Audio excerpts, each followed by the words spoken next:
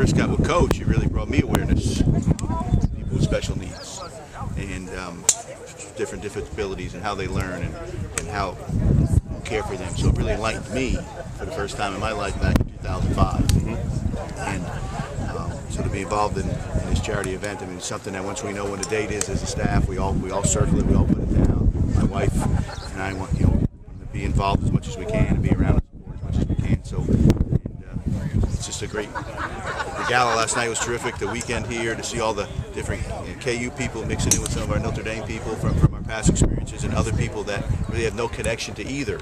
I sat next to some people last night that had no connection either from where I'm from in New York. They had no connection, but they went to an event one time in New York, and now they're hooked and they're in it. Wow. They come all the time. The guy bought 2 foursomes with him from New York to play in his golf. So I think it's really touched a lot of people, different walks of life. I know you talked briefly last night about the reunion aspect with the players, especially as a coach, a mentor to these young guys that are now not such young guys as when you met them. It's got to be validating to see them still take time to give back and do this kind of thing later in their lives. It's extremely validating to see them do that. I mean, guys have come today from Minnesota, Arizona, San Francisco. A young guy got in last night from San Francisco late. Anthony Fasano flew in here from Miami. I mean, we just had a bunch of guys come from different parts of the country just to take part in this event last night and the golf outing today.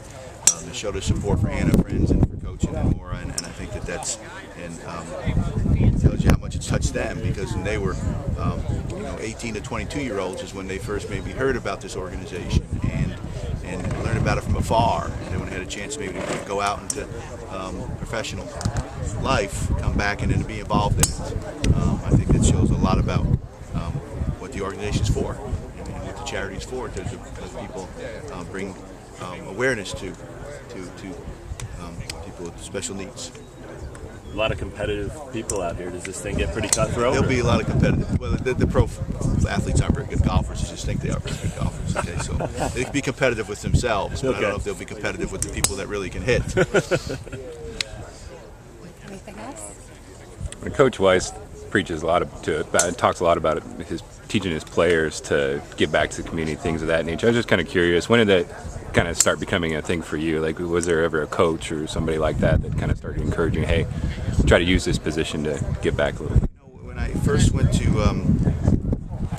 Wisconsin in 1990 with Coach Alvarez, we always did a couple times a year service projects with our team, and it's the first time I've really seen that big part of it, and so that had been ingrained in me really since that time, that your players need to learn things outside of the arena, the football field, and there's no better educational opportunity for a young person than what he's doing in athletics.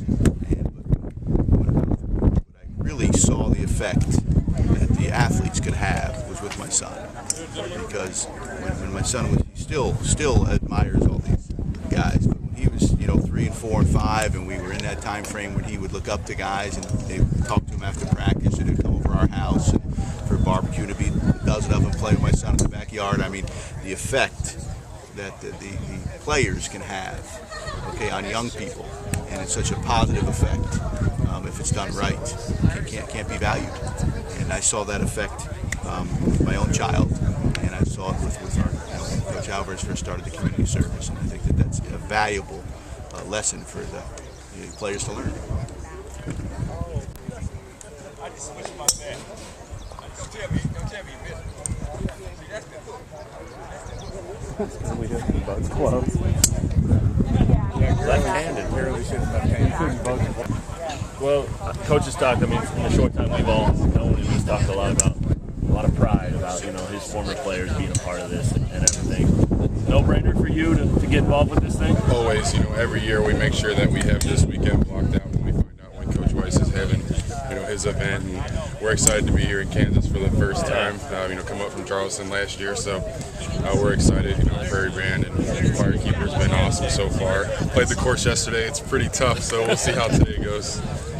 What do you have in terms of memories about this organization, from maybe when you first heard about it or when you first met Coach Weiss and that kind of thing? My earliest memories of it were, when the outing was in South Bend, and, you see all the people that come back, former players at that time, all the Notre Dame alum and the sponsors that were tied into the charity, and just how important it is to all those people to make sure that they do everything that they can to give back. And I feel like now, being in that position a couple years removed, I try to do everything I can to give back as well.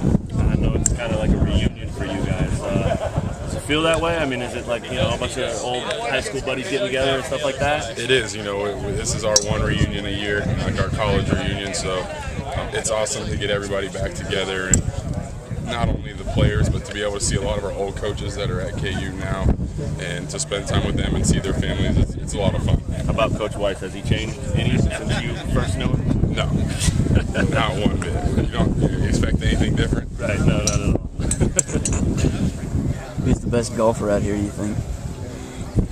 Not me, I can guarantee that. But there's quite a few golfers. Usually Charlie Jr. has a ringer, on his team, and they're right there. Mr. Golick always makes sure he buys plenty of mulligans. So those are usually the two teams that are at the top at the end.